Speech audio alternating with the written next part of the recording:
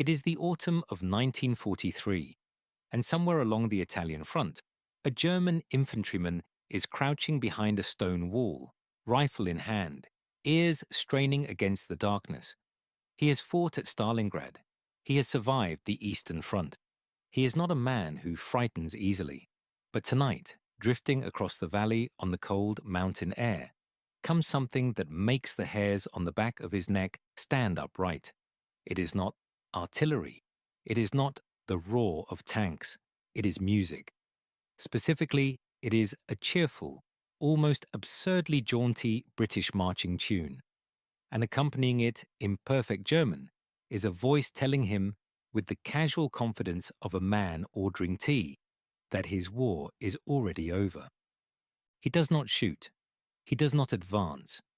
He sits very still, listening, and something shifts inside him. Now, before we go any further, if you lived through this era, or you've spent years reading about the Second World War, you might think you know most of the remarkable stories it produced. The codebreakers at Bletchley Park, the bouncing bomb, the deception campaign before D-Day. But this one is different.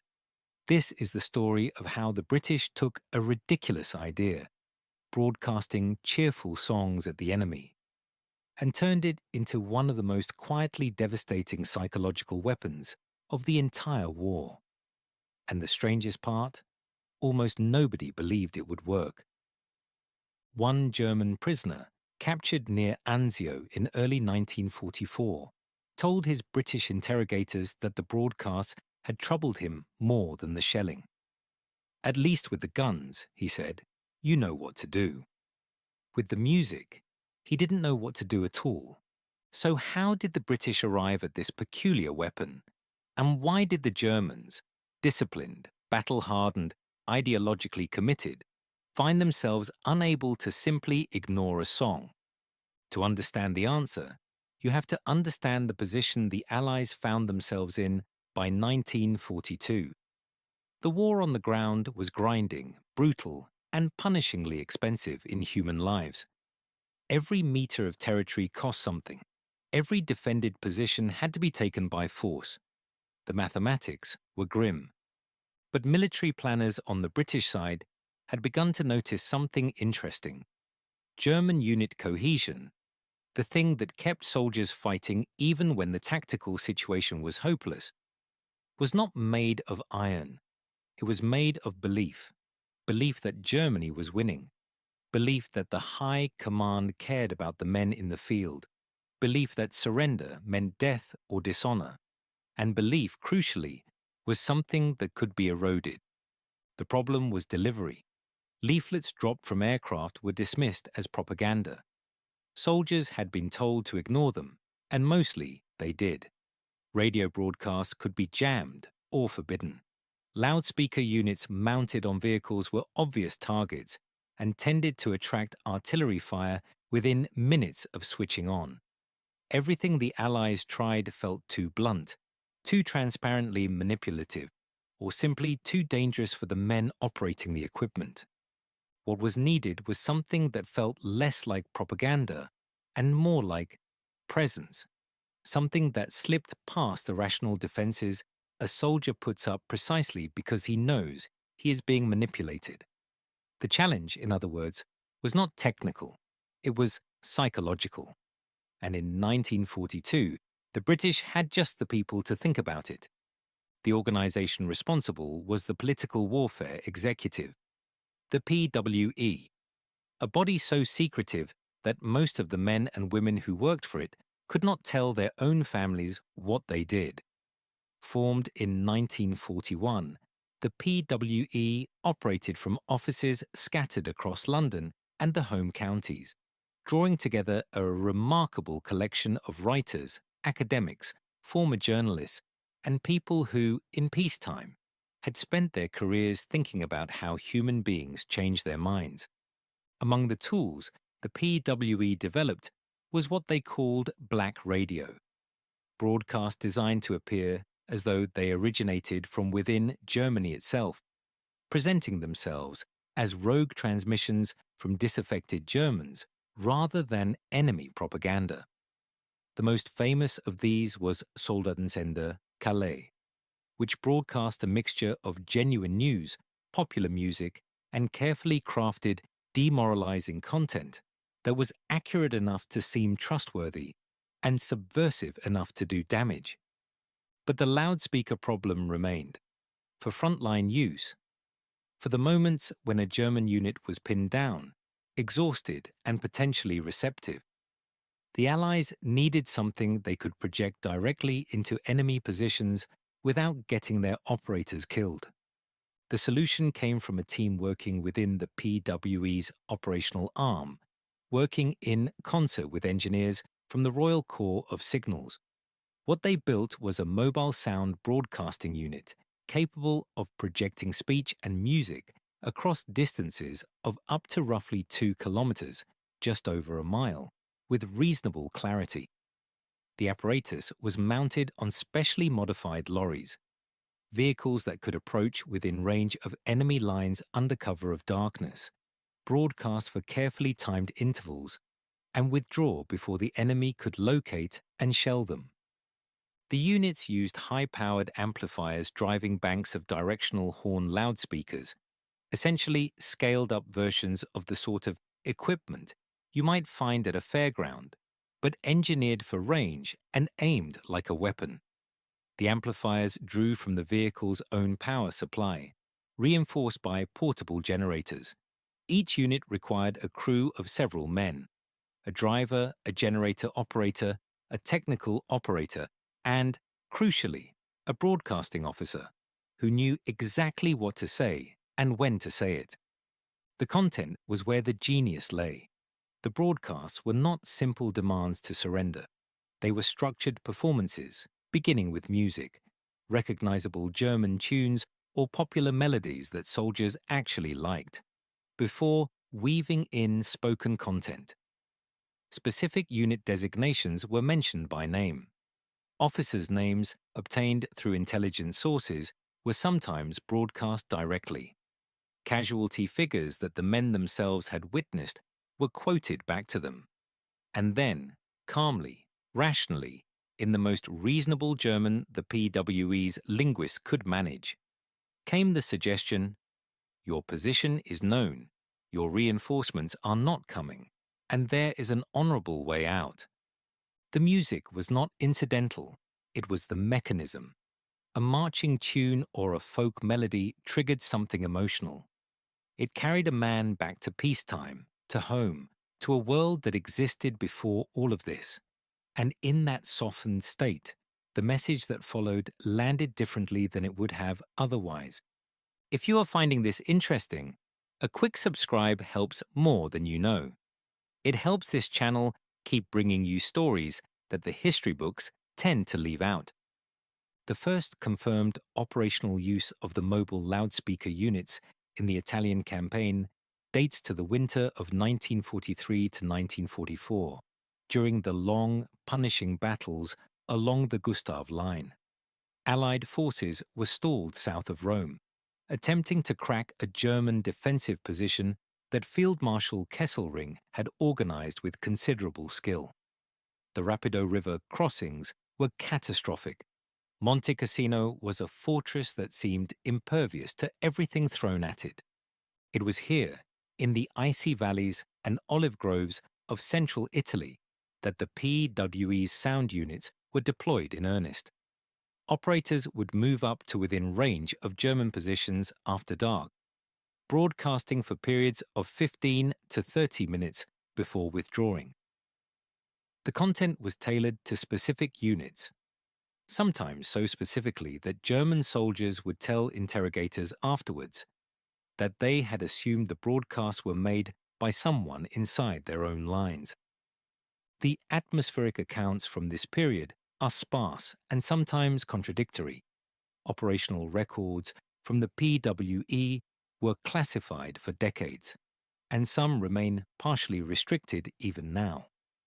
But prisoner of war interrogation reports paint a consistent picture. Soldiers describe the broadcasts as deeply unsettling. not because the content was necessarily believed in full, but because the experience of hearing your own name, your unit's designation, or an accurate account of a recent casualty read out in the dark over cheerful music created a profound sense of exposure, of being known, of invisibility stripped away. Desertions in certain German units increased during periods of intense broadcasting, though establishing direct causation is difficult. The broader deterioration of the German military position was simultaneously doing its own work on unit morale. What the interrogation reports make clear is that the broadcasts were a contributing factor that officers on the German side found genuinely difficult to counter. The Germans were not without their own capabilities in this area. The Wehrmacht had used loudspeaker units on the Eastern Front, notably in the encirclement battles of 1941 and 1942, where Soviet soldiers were sometimes addressed directly and offered terms. The Soviets, for their part, used the captured German communist Ernst Busch to broadcast appeals to encircle German soldiers at Stalingrad, with some documented effect. But the German approach to this kind of warfare was generally more blunt than the British. Where the PWE invested heavily in the content, the research, the specific intelligence gathering, the calibration of message to audience, the German equivalent tended toward more straightforward demands and simpler appeals. The famous broadcasts of Axis Sally, Mildred Giller's, the American woman who broadcast propaganda from Berlin, were targeted primarily at American troops and were generally received with a mixture of amusement and cynicism by their intended audience. They became, in many cases, unintentional entertainment. The Americans operated their own psychological warfare units under the Army's Morale Operations Branch, and these were considerably more sophisticated by the time of the Normandy Campaign in 1944. But British practitioners who worked alongside their American counterparts in the combined operations of the Italian and later Northwest European campaigns generally noted that the PWE's approach, rooted in a more literary, almost theatrical tradition of communication, produced content that felt more natural in German ears, less obviously foreign in its construction. By the end of the war, the Allied psychological warfare effort had grown into an enormous enterprise. Leaflets dropped over German-held territory numbered in the billions. Broadcast hours ran into the tens of thousands. The precise contribution of any individual element, the loudspeaker units included, is impossible to disentangle from the broader collapse of German military will that accelerated through 1944 and into 1945. What then did it all actually achieve? The honest answer involves a great deal of nuance. Psychological warfare, almost by definition, does not produce clean before and after results. Its effects accumulate, they compound. They work most powerfully not on soldiers in the heat of battle, when adrenaline and unit loyalty and fear of one's own officers are all operating at full strength, but in the quiet moments, the waiting, the nights, the periods when a man has time to think. What the British sound units and the PWE's broader effort undeniably did was to create conditions in which German soldiers found it marginally more possible to imagine an alternative to fighting to the last. They provided, in the memorable phrase of one PWE officer, whose name does not survive in the available records, a ladder by which a man might descend from a position he can no longer hold with honor. The music opened a door. The word suggested that someone had left it open on purpose. Whether a given soldier chose to walk through that door depended on 100 other factors: the loyalty of his comrades, the proximity of his officers, the tactical situation, his own history and convictions.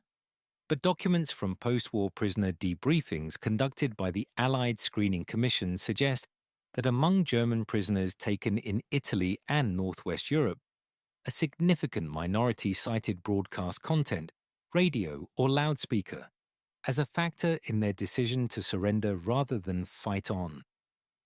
The techniques developed by the PWE did not disappear with the war.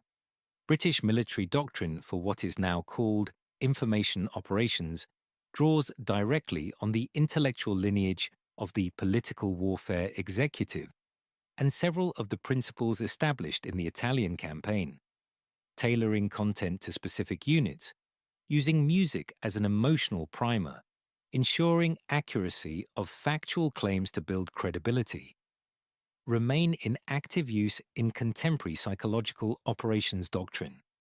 No complete collection of the sound unit equipment survives in British museums, though several PWE documents have been released through the National Archives at Kew, where researchers can examine the operational reports and prisoner interrogation summaries that constitute the primary record of how this most peculiar of weapons was actually used. Go back, for a moment, to that German soldier behind his wall in the autumn of 1943. He has heard the music now. He has heard his unit's number spoken by a calm British voice, followed by a careful, entirely reasonable explanation of why his position is untenable and what will happen to him if he is taken prisoner, versus if he chooses to keep fighting. He cannot know, in that moment, how carefully that broadcast was assembled. He does not know about the PWE officers in London who spent weeks studying his unit's history and movements. He does not know about the Royal Signals engineers who spent months perfecting the horn loudspeakers. He does not know that the cheerful marching tune played before the announcer's voice was selected specifically because PWE research suggested that men from his region of Germany would recognize it and feel, briefly, something other than war. All he knows is what he feels, and what he feels in this moment is small, known, and perhaps, just perhaps, uncertain in a way he was not certain before. The British did not win the Italian campaign with music. They won it with blood and grinding effort and enormous sacrifice, as wars are always won. But alongside the tanks and the artillery and the courage of the infantry, there were lorries picking their way up dark mountain roads with their generators humming and their horn speakers pointing toward the enemy lines, playing a song that everyone knew, and then asking in a very reasonable voice whether all of this was really necessary. Some of the men who heard it decided eventually that it was not. That is not a small thing. In a war that killed tens of millions, every man who chose not to keep fighting, for whatever reason, on whatever night, represents a life that continued. The British called their psychological warfare effort a supporting operation, a force multiplier, a tool to reduce casualties.